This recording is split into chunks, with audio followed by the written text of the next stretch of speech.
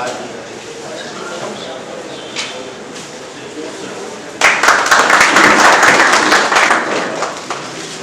सरकार की आज़ादी के अमृत काल में माननीय प्रधानमंत्री जी के एक भव्य एवं विकसित भारत निर्माण के प्रण तथा प्रदेश की $1 ट्रिलियन अर्थव्यवस्था बनाए जाने की माननीय मुख्यमंत्री जी की संकल्पना के दृष्टिगत प्रदेश में हो रहे विकास के अलग अलग आयामों को बल प्रदान किए जाने हेतु समग्र रूप से अथक प्रयास किए जा रहे हैं, जिनका वास्तविक प्रतिबिंब विभिन्न सर्वेक्षणों के माध्यम से प्राप्त होने वाले आंकड़ों में परिलक्षित होना परम आवश्यक है।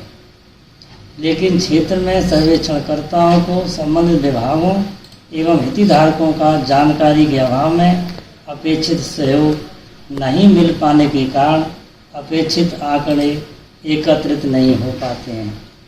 इसी के संबंध में आज की गोष्ठी का आयोजन किया गया है। उत्तर प्रदेश की $1 ट्रिलियन की अर्थव्यवस्था बनाना शासन की सर्वोच्च प्राथमिकता है, जिससे संबंधित विभिन्न सेक्टर्स का जीवीए आकलन करने हेतु प्रदेश में विभिन्न प्रकार के सर्वेक्षण जैसे आसूस, PLFS, NSS, ASI संचालित हैं। इन सर्वेक्षणों से प्रदेश में संचालित विकास उन्मुख योजनाओं में हो रहे निवेश के दृष्टिगत विनिर्माण, व्यापार एवं अन्य सेवा क्षेत्र में परिलक्षित विकास की वास्तविक स्थिति के अनुरूप आंकड़े संग्रहित हो रहे हैं, जो उत्तर प्रदेश को $1 ट्रिलियन अर्थव्यवस्था बनाने और राष्ट्र निर्माण में योगदान की दिशा में भी एक महत्वपूर्ण हो जाते हैं। कार्यशाला और जागरूकता अभियानों का आयोजन करके प्रदेश में राष्ट्रीय सांख्यिकी कार्यालय भारत सरकार और अर्थहीन संख्या प्रभाग उत्तर प्रदेश द्वारा कराए जा रहे इन सर्वेक्षणों के बारे में जागरूकता बढ़ाने के लिए कदम उठाना भी अति आवश्यक है। इन कार्यशालाओं में इन कार्यशालाओं में हितधारक अर्थात परिवार, कारखाने, दुकानें, छोटे व्यवसाय, स्वास्थ्य देखभाल इकाइयाँ, क्लब, शिक्षा संस्थान, कानूनी और परिवहन संगठन आदि को यह आश्वस्त करने की आवश्यकता है कि उनके द्वारा साझा की गई जानकारी का उपयोग उनकी व्यक्तिगत पहचान उजागर किए बिना केवल सांख्यिकी उद्देश्यों के लिए ही किया जाएगा। इस कार्यशाला के माध्यम से सभी हितधारकों से अपील है कि सर्वेक्षणकर्ताओं को वांछित सही सूचना देकर उनको सहयोग प्रदान करेंगे। भारत सरकार द्वारा किए जाने वाले सर्वेक्षणों की जानकारी कार्यशाला में उपस्थित श्री नागेंद्र सिंह जी, वरिष्ठ सांख्यिकी अधिकारी NSO, भारत सरकार द्वारा दी जाएगी। वैज्ञानिक पद्धति से परिवार चुने जाते हैं। परिवारों के आधार पर निर्धारित प्रश्नावली से आंकड़े एकत्रित किए जाते हैं। इन आंकड़ों का प्रयोग नीति निर्धारण और आर्थिक नियोजन में प्रयोग किए जाते हैं। राष्ट्रीय सांख्यिकी कार्यालय के 4 विभाग हैं। एक है SDRD जो इंस्ट्रक्शन बनाता है, गाइडलाइन जारी करता है। दूसरा FOD जो फील्ड और तरह के सर्वे कराता है। तीसरा है DPD जो आंकड़े एकत्रित होते हैं उसको प्रकाशित करता है, मतलब स्क्रूटनी करता है, प्रकाशित करता है।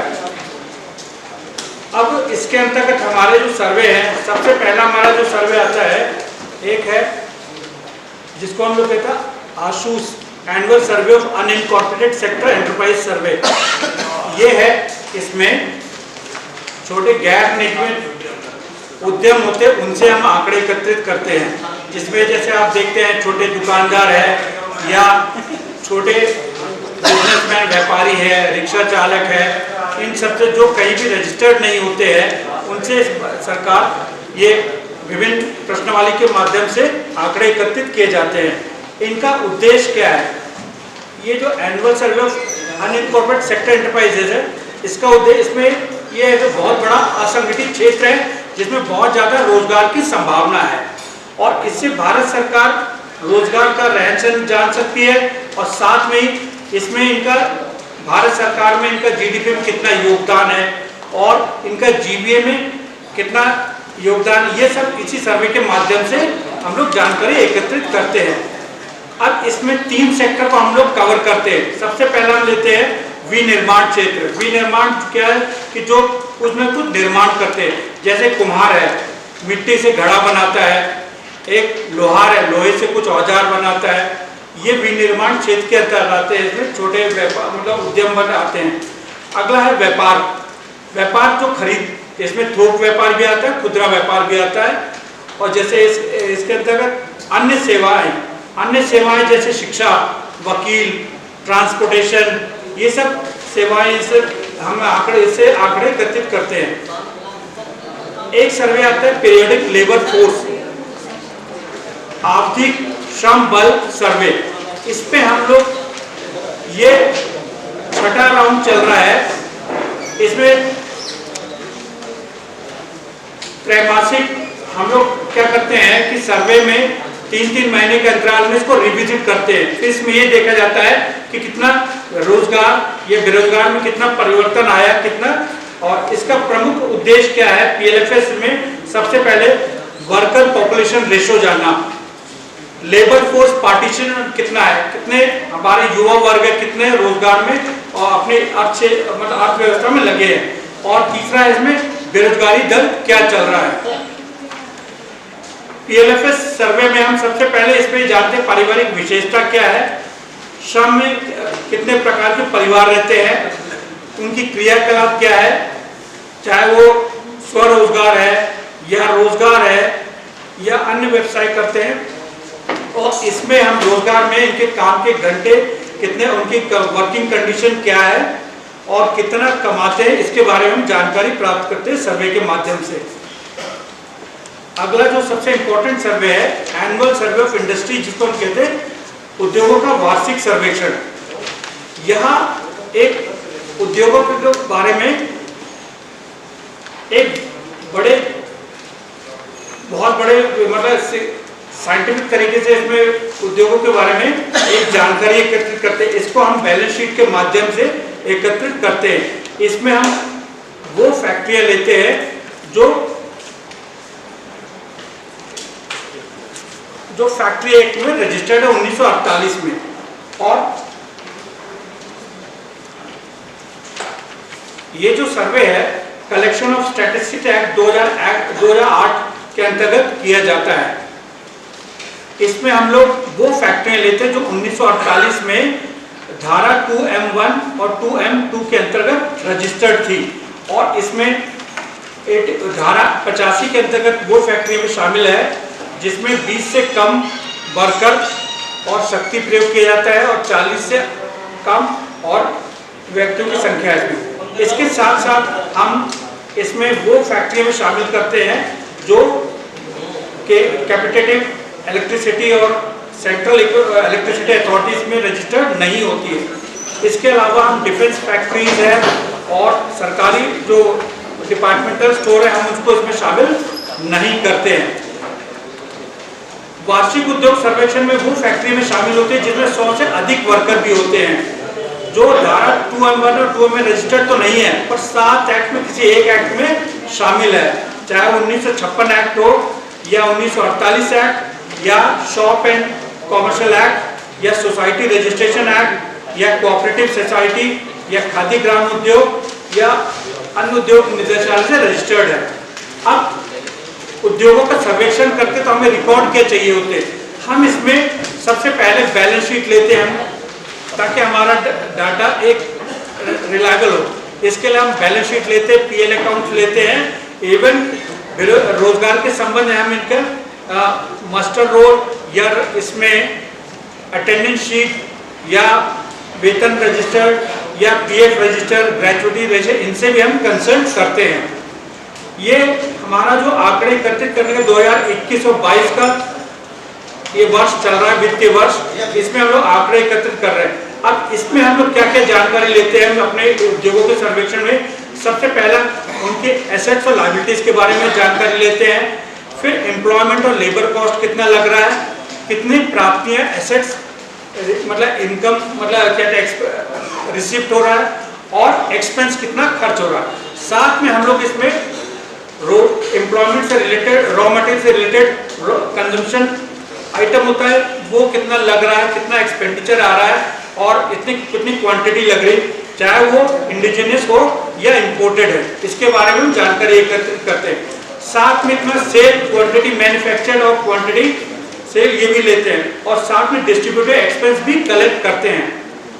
अब इसमें हम लोग, अब जैसे हमारी यूनिट क्या है, एक गांव में जैसे एक क्षेत्र में गए तो फैक्ट्री है, तो हमारे मैन्युफैक्चरिंग यूनिट का एक यूनिट बन गई। आप कोई रिपेयर कर रहा है तो इसमें हम वर्कशॉप ले लेते हैं, और इसके अलावा कोई एजेंसी है तो अंडरटेकिंग लाइसेंस वाला उनको करते हैं। साथ में हम इसमें जॉइंट रिटर्न फैक्ट्री भी लेते हैं। जॉइंट रिटर्न वो फैक्ट्री होती है जिसमें सेम ओनर हो और सेम स्टेट में हो, और साथ में उनका जो NIC कोड होता है वो 3 डिजिट सेम होता है। अब इसमें हम लोग कवरेज क्या लेते हैं, हम किस किस को शामिल करते हैं वार्षिक उद्योग सर्वेक्षण में। सबसे पहला हम उनको शामिल कर, ये पूरे भारत में चलता है, और इसमें हम लोग धारा 2M1 और 2M2 1948 एक्ट में रजिस्टर्ड उनको हम कवर करते हैं। फिर इसमें 1948 की धारा 85 के अंतर्गत उनको कवर करते हैं। ये हमारा SI का सर्वे था। अब इसके साथ में हमारा NSS का एक और सर्वे चल रहा है, समाज आर्थिक। सरकार ने क्या किया, संयुक्त राष्ट्र संगठन में गरीबी उन्मूलन के लिए SDG गोल बनाए थे। अब इसमें 79th राउंड में सोशो इकोनॉमिक सर्वे किया जा रहा है, जिसके अंतर्गत हम लोग ने इसमें 2 सर्वे चल रहे हैं। एक है कैंप्स कॉम्प्रिहेंसिव एनुअल मॉड्यूलर सर्वे, व्यापक वार्षिक मॉड्यूलर सर्वे, जिसके अंतर्गत जो हमारे SDG गोल है उसको अचीव करने की कोशिश की गई। जैसे इसके अंतर्गत सैनिटेशन, सफाई, साथ में इसमें 50 चलाते हैं सैनिटेशन, SDG गोल वाला इसमें लगा दिया।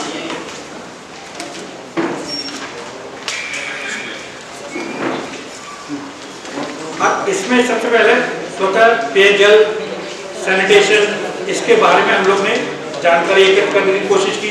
साथ में ये इंफॉर्मेशन टेक्नोलॉजी, हमारे पास कितने लोगों के पास मोबाइल फोन है, वुमेन्स के पास कितना एरिया हम नेटवर्क से, कितना मोबाइल नेटवर्क एरिया कवरेज हुआ, ये सब जानकारी कवर करें। साथ में जो फॉर्मल सेक्टर बैंकिंग, कितने लोगों के पास बैंकिंग की सुविधा उपलब्ध है, अकाउंट्स है, ये सब जानकारी हम अपने सर्वे के माध्यम से कलेक्ट कर रहे हैं। साथ में हम ये भी देख रहे हैं कि जो 5 साल से कम बच्चे हैं उनका सिविक अथॉरिटी के बर्थ रजिस्ट्रेशन कितना प्रतिशत है, ये भी जान रहे हैं। साथ में हम ट्रांसपोर्टेशन एक्सेस कितना लोगों का, 1 किलोमीटर के अंदर कितने लोगों के पास ट्रांसपोर्टेशन की सुविधा उपलब्ध है, और इसमें फॉर्मल और इनफॉर्मल सेक्टर के एजुकेशन में कितना भागीदार है युवा लोग, इसके बारे में हम जानकारी एकत्रित कर रहे हैं। इस सर्वे के साथ साथ एक और सर्वे आयुष मंत्रालय के अंतर्गत चल रहा है। आयुष मंत्रालय क्या है कि जो इन्होंने हमारे जो भारत सरकार में, ये हमारे देश में जो प्राचीन औषधि सिस्टम है, जिसको आयुर्वेदिक, यूनानी, योगा, सिद्धा, नेचुरोपैथी और होम्योपैथी, इसको मिला के एक मंत्रालय बना है आयुष। उसी के डिमांड पे ये सर्वे साथ में करवाया जा रहा है, जिसपे हम ये देख रहे हैं कि आयुष के बारे में लोगों को कितनी जानकारी है। दूसरा, ये लोग आयुष पद्धति में कितना व्यय किया जा रहा है, किस तरह जो सेवाएं प्रयोग कर रहे हैं कंजम्पशन के लिए, और तीसरा टिकाऊ वस्तुएं किस तरह के इस्तेमाल की जा रही है, इसके बारे में जानकारी एकत्रित की जा रही है। इसके अंतर्गत हम लोग ने केवल पारिवारिक उपभोग व्यय के बारे में व्यय करने की मतलब जानकारी एकत्रित करने की कोशिश की गई। ये तो दूसरा समाज आर्थिक सर्वे जो 2 थे, ये हमारे 79 नंबर के समाज आर्थिक सर्वे, जिसका कैंप्स और ये सर्वे था, साथ में पारिवारिक उपभोग व्यय सर्वे था। उपभोक्ता मूल्य सूचकांक, ये भी सर्वे सेंट्रल द्वारा कराया जाता है। इसमें हमारे यहाँ हाथरस से 3 मार्केट है, एक है सिकंदराबाद और एक हाथरस की और एक हमारी मुरसान की है, जिसके अंतर्गत हम लोग समय समय पर हर महीने कुछ वस्तुओं का मूल्य संग्रहण करते हैं, जिसका प्रयोग जो रूरल प्राइस है वो हम लोग ग्रामीण क्षेत्र में वहाँ का जो परचेजिंग पावर क्या है, साथ में वहाँ का लेबर का क्या स्टेटस है, उसके बारे में जानकारी नहीं करते। और जो उपभोक्ता मूल्य सूचकांक जो शहर का है, इस पे हम लोग purchasing power consumer price index निकालते हैं, महंगाई देख के। इसमें कंपेयर के लिए कितना महंगाई बढ़ा या घटा, इसके बारे में जानकारी प्राप्त करते हैं। औद्योगिक उत्पादन सूचकांक वह सूचकांक है ये जो किसी आधार वर्ष की तुलना में चालू वर्ष में औद्योगिक उत्पादन की मात्रा में होने वाली वृद्धि या कमी को माप करता है। हमारे जनपद में ये इसका जो वर्गीकरण है, इसमें 3 तरह के उद्योग लिए जाते हैं: खनन, विनिर्माण और बिजली। खनन जनपद हाथरस में होता नहीं है और बिजली का ही प्रोडक्शन नहीं है, केवल मैन्युफैक्चरिंग का है, यानी कि इंडस्ट्री यहाँ पर है। तो जनपद में इसमें इस इंडेक्स के लिए 7 कारखाने चयनित हैं। 7 में से 2 बंद हैं, केवल 5 कारखानों से ये सूचना ली जाती है। अगली स्लाइड पर देखें आप, जो है ग्रामीण व नगरीय उपभोक्ता भाव सूचकांक, ये भी हमारे कार्यालय के द्वारा एकत्रित किए जाते हैं। ये नगर और ग्रामीण दोनों जगह से आते हैं। जो नगरीय भाव हैं इसमें भी 2 तरह के हैं: जनपद मुख्यालय से कृषि और गैर कृषि उपभोक्ता भाव सूचकांक, जिसमें 101 मदों के आंकड़े लिए जाते हैं, और फुटकर भाव 316 मद हैं। इसमें 316 आइटमों के भाव लिए जाते हैं। ये प्रत्येक माह के प्रथम शुक्रवार को संग्रह कर प्रभाग मुख्यालय को प्रेषित किए जाते हैं। इसी प्रकार ग्रामीण क्षेत्र से प्रत्येक विकासखंड के चयनित ग्राम बाजार से प्रत्येक माह के प्रथम बाजार दिवस के कृषि और अकृषि उपभोक्ता भाव सूचकांक 99 मद है एवं फुटकर भाव 320 मदों को संग्रहित कर प्रभाग मुख्यालय को प्रेषित किया जाता है। सतत विकास लक्ष्य का प्रमुख लक्ष्य सब जगह गरीबी का इसके सभी रूपों में अंत करना, भुखमरी समाप्त करना, खाद्य सुरक्षा और बेहतर पोषण हासिल करना तथा सतत कृषि को बढ़ावा देना, स्वस्थ जीवन सुनिश्चित करना और सभी के लिए आजीवन तंदुरुस्ती को बढ़ावा देना। ये सतत विकास लक्ष्य 2016 से शुरू हुआ है और ये 2030 तक इसको पूरा करना है। इसमें जो भी लक्ष्य दिए हैं उन सभी को 2030 तक हासिल करना है। हमारे जनपद से 28 विभागों से 200 इंडिकेटर पर ये सूचना एकत्रित की जाती है और SDG UP डैशबोर्ड पर फीड की जाती है। जैसे जैसे ये प्रगति बढ़ती जाती है वैसे वैसे हमारे जनपद की या हमारे स्टेट की या हमारे देश की भी स्थिति सुधरती चली जाती है। राष्ट्रीय बहुआयामी गरीबी सूचकांक समीक्षा 2023 की प्रगति के अनुसार गरीबों का जीवन स्तर सुधारने में उत्तर प्रदेश नंबर 1 है। हमारे उत्तर प्रदेश में 3 करोड़ 42 लाख लोगों से अधिक लोग बहुआयामी गरीबी से बाहर आए हैं तथा प्रदेश की आबादी में गरीबों का परसेंट जो 2015-16 में 37.68% था, जो कि वर्ष 19-21 में घटकर 22.93% हो गया है। अगली स्लाइड पर स्थानीय निकायों का आय व्यय वर्गीकरण, ये भी GDP के आकलन में प्रयोग किए जाते हैं। राज्य आय अनुमान, इसमें राष्ट्रीय आय, राज्य आय, जिला आय यानी तीनों तरह की आय तैयार की जाती है। ये आंकड़े हमारे जनपद की सभी 9 नगर पालिका, नगर पंचायत और जिला पंचायत और ग्रामीण क्षेत्र से चयनित 60 ग्राम पंचायतों के आंकड़े लिए जाते हैं। अगली स्लाइड जो दी है जिला सकल घरेलू उत्पाद, ये बहुत ही महत्वपूर्ण डेटा इसमें दिया हुआ है और आज की जो कार्यशाला हो रही है उसका संबंध इसी से ज़्यादा है। प्रदेश के मुख्यमंत्री जी की जो संकल्प है उनका कि प्रदेश की इकोनॉमी को $1 ट्रिलियन बनाना है। इसमें कुछ डेटा दिया है। इसे देखो, पहला जो डेटा है इसमें 3 सेक्टर दिए हैं। पहले सेक्टर में जो कृषि, वानिकी एवं मत्स्यन, इसमें फसलें, पशुधन, वानिकी और लट्ठा बनाना, मत्स्यन एवं जलीय कृषि और दूसरा इसका पार्ट है खनन और उत्खनन। तो प्राइमरी सेक्टर में जो GDP के आंकड़े दिए हैं इसमें आप देखिए 5027 करोड़ है 19-20 में, ये जनपद हाथरस का डेटा है। 20-21 में बढ़कर ये 6854 करोड़ हो गया और 21-22 में बढ़कर ये घट करके 5445 करोड़ है। इसी प्रकार दूसरा जो द्वितीय सेक्टर है, इसमें विनिर्माण, विद्युत, गैस, जल संपूर्ति, अन्य उपयोगी सेवाएं और निर्माण कार्य इसमें आते हैं। ये भी डेटा आप देखिए, 19-20 में 2147 करोड़, 20-21 में 2116 करोड़, थोड़ा सा घट गया, लेकिन 21-22 में 2447 करोड़ हो गया। इसी प्रकार ये द्वितीय सेक्टर, इसमें व्यापार, मरम्मत, होटल, जलपान गृह, दूसरा परिवहन, संगठन तथा संचार, परिवहन में रेलवे, अन्य साधनों द्वारा परिवहन, भंडारण, संचार तथा प्रसार संबंधी सेवाएं, वित्तीय सेवाएं, स्थावर संपदा, आवास गृहों का स्वामित्व और व्यावसायिक सेवाएं, 10वां लोक प्रशासन और रक्षा, अन्य सेवाएं, ये तृतीय सेक्टर है। इसके भी डाटा देखिए, इसका 19-20 का जो दिया है 6029 करोड़,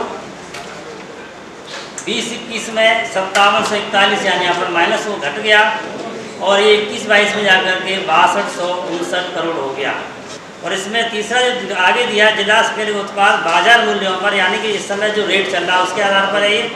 अगर इसको हम 1 ट्रिलियन में कन्वर्ट करेंगे तो ये 19 ट्रिलियन आ रही है, 19 ट्रिलियन यानी 19.16 ट्रिलियन ये रुपए में आ रही है।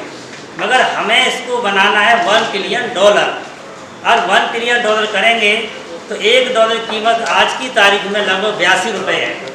तो यह सीधी सीधी बात है कि हमको अपने उत्तर प्रदेश की इकोनॉमी बढ़ाकर या उसमें वृद्धि करके या अपने आप को सुधार करके, यानी 82 लाख करोड़ तक हमको ले जाना है।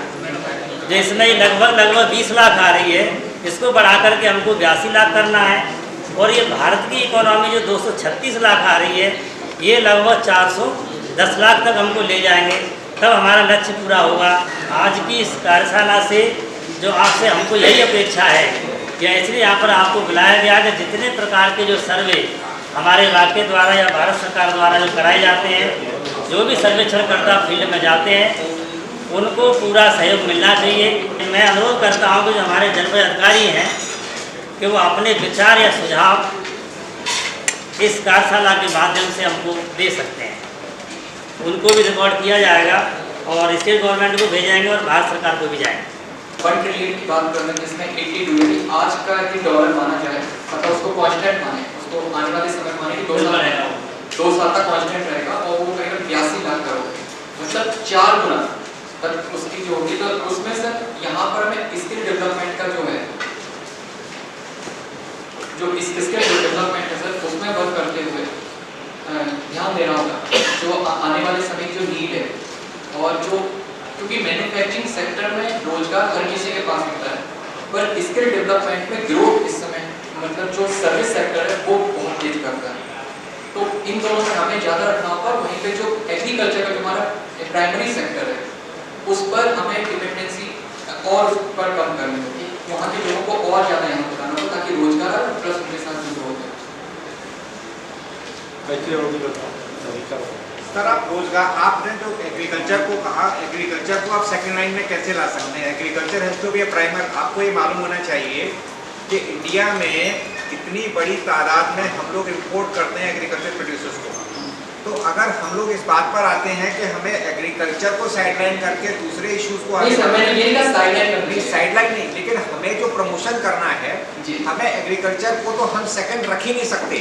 We have to promote it to the fullest. Agriculture के साथ साथ आप उसके साथ साथ एलाइड आप चीजें करिए। एग्रीकल्चर को साइडलाइन नहीं करना। मैंने बोला सर, एग्रीकल्चर में जो एक टर्म यूज किया जाता है ट्रैक्टराइजेशन, ठीक है, जिसमें उसको मशीनीकरण बोला जाता है, जिसमें सबसे ज्यादा मशीन, ताकि हमारा जो कृषि हो वो स्मार्ट एग्रीकल्चर में आए सर।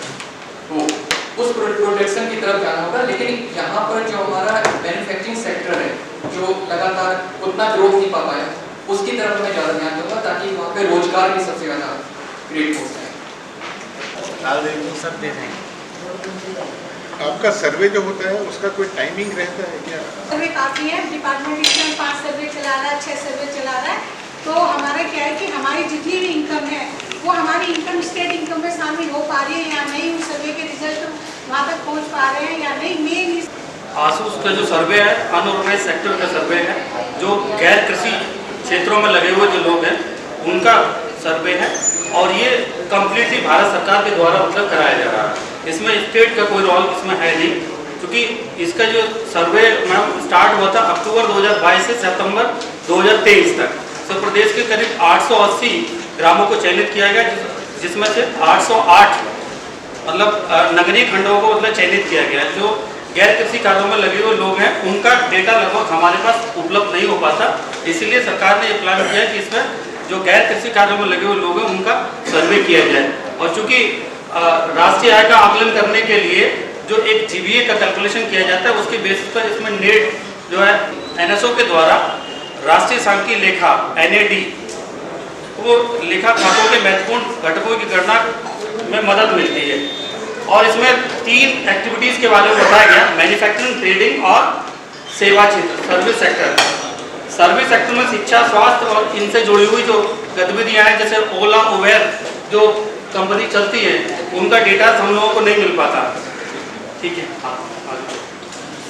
पीएलएफएस एक ऐसा सर्वे है जो 2017 में पहली बार शुरू हुआ और ये छठा सर्वे है, जिसमें सीएमआईएस की रिपोर्ट को भी कोड किया जाता है।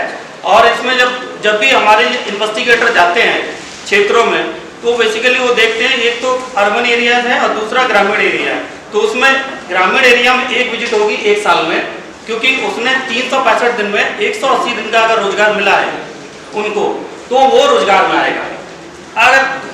अगर उसमें 182 दिन का रोजगार उनको नहीं मिला तो वो बेरोजगारी की दर में आ जाता है, जो कि 2020 में जब लॉकडाउन लगा था तो उसके जो रिजल्ट आना शुरू हुए तो लगभग 45 साल का सबसे बड़ी बेरोजगारी दर रजिस्टर्ड हुई थी।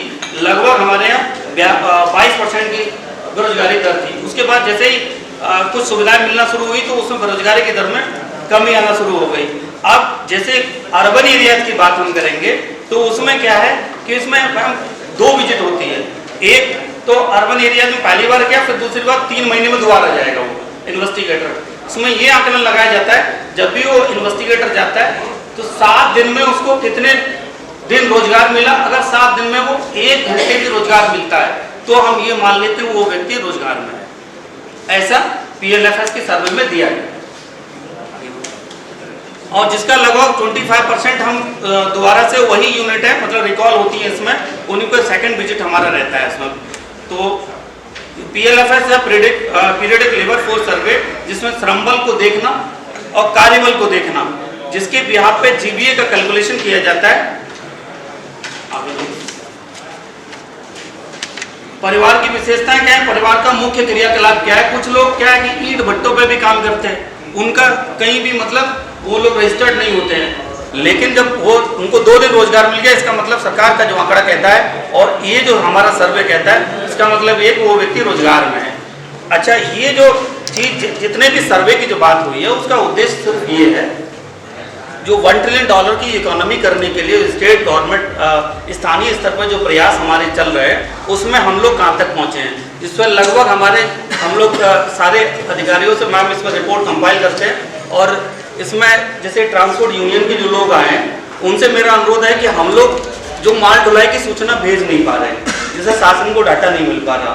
कई मरतबा हम लोगों ने प्रयास किया और ये ऑपरेशन कायाकल्प 2 विभागों से मैम चल रहा है, जिसमें बेसिक शिक्षा विभाग और पंचायती राज विभाग। बेसिक शिक्षा विभाग का डाटा हमें मिला और पंचायती राज का हमें नहीं मिल पाया अभी, तो आगे प्रयास करेंगे कि आपसे मिल जाएगा डाटा, तो शासन को मिल जाएगा। और एग्रीकल्चर विभाग से हम प्रोडक्शन और प्रोडक्टिविटी का डेटा हम लोग भेज रहे हैं। दूसरा, अभी बार एसोसिएशन के जो अध्यक्ष थे उनसे मैंने अनुरोध किया लेकिन वो शायद नहीं आ पाए हैं। हमें ये सूचना इसमें भेजनी थी कि 2021, 22 और 22-23 में कितने एडवोकेट ने रजिस्ट्रेशन किया है इस डिस्ट्रिक्ट, वो हमें नहीं मिला। कुछ चीज़ें हैं जो एक्सपेंडिचर में आती है। जब भी हम जीबीए का कैलकुलेशन करेंगे तो ये देखते हैं कि जीबीए इक्वल टू होता है आउटपुट माइनस इनपुट रिकवर करने के बाद, आफ्टर देन वही तो आपका प्रॉफिट हुआ। तो यही मतलब जीबीए गवर्नमेंट चाहती है हमसे। कुछ ऑर्गेनाइज सेक्टर की फैक्ट्रियां हैं, कुछ हैं अनऑर्गेनाइज सेक्टर की।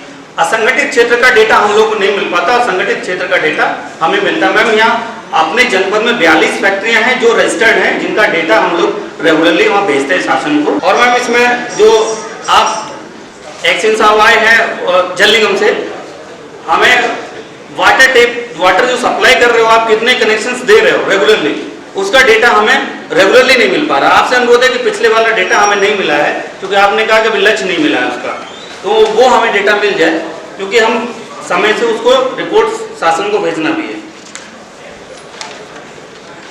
और जितने भी ईओ साहब को इसलिए मैम बुलाया गया था, क्योंकि इसमें 2021 और 21-22 मतलब 20-21, 21-22 का डेटा हम लोग एनालिसिस करके भेज रहे थे।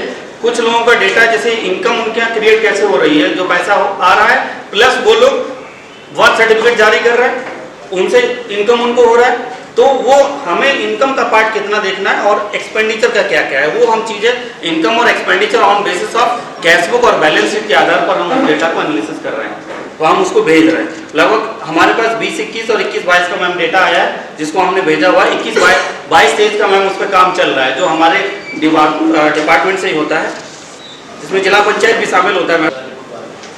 और मैम यहाँ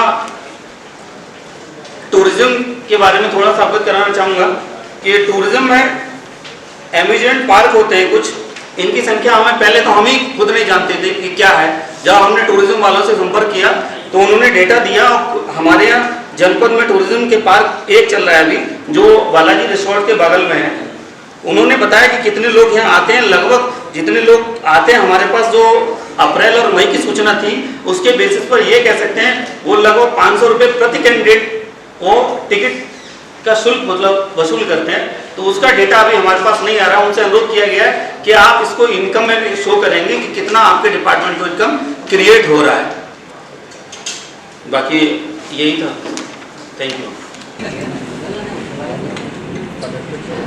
चलिए, इस कार्यशाला का जो उद्देश्य है वो सभी को पता है कि जैसे $1 ट्रिलियन इकोनॉमी बनाने के लिए पूरा शासन का भी और प्रशासन का भी एक लक्ष्य बहुत दिन से चल रहा है, और ये माना जा रहा था कि बहुत सारा एफर्ट किया जा रहा है, बट जो डेटा है वो हम कैप्चर नहीं कर रहे हैं। तो उसी के संबंध में सभी को जागरूक करने के लिए और सेंसिटाइज करने के लिए वर्कशॉप ऑर्गेनाइज की गई थी। तो संभवतः जो जो कमियां हैं लोगों को पता चली हैं, और जहाँ जहाँ से डेटा कैप्चर होना है उन लोगों को लूप में ले लिया गया है। यदि किसी को नहीं लिया गया तो अभी भी समय है, अभी भी ये प्रक्रिया चल रही है, तो अलग से हम लोग उनसे बात कर सकते हैं। और जो लोग भी हैं उन्होंने पूरी वर्कशॉप अटेंड भी की है, तो आप लोग से जैसे ट्रांसपोर्ट एसोसिएशन के लोग हैं, यूनियन के लोग हैं, या अदरवाइज भी प्राइवेट पर्सनल्स हैं, तो आपसे यही अनुरोध है कि इसको एक अपनी नैतिक जिम्मेदारी मानते हुए लोगों को अवेयर करें और बताएं कि इस डेटा को कैप्चर किए जाने से ऐसा नहीं है जो एक आदमी सरकारी सिस्टम में डेटा को नहीं आने देना चाहता है, उसे लगता है कि कहीं हमें कोई फंसने वाली बात ना हो जाए, हम क्यों रजिस्टर कराएं, क्यों हम उसमें फंसे, वो ना करें, क्योंकि इससे उनका ही लाभ है। और ओवरऑल पूरे जो देश पे ये बात हो रही है कि यूपी को हमें $1 ट्रिलियन इकोनॉमी तक ले जाना है, उसकी बात है। तो आप लोग जितना इसमें सहयोग करेंगे उतनी जल्दी हम अपना वैल्यू और जो हमारा टारगेट है उसको अचीव कर पाएंगे।